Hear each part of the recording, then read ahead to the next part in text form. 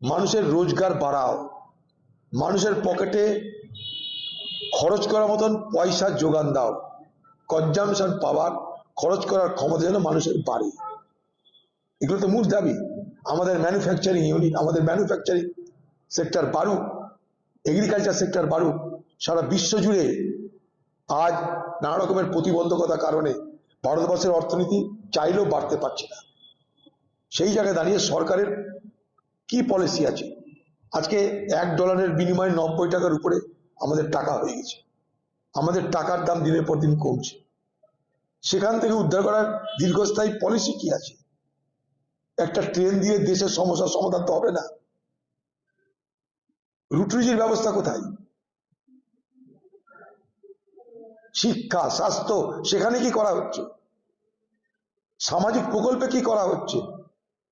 100 দিনের কাজের জন্য কত টাকা বরাদ্দ হচ্ছে?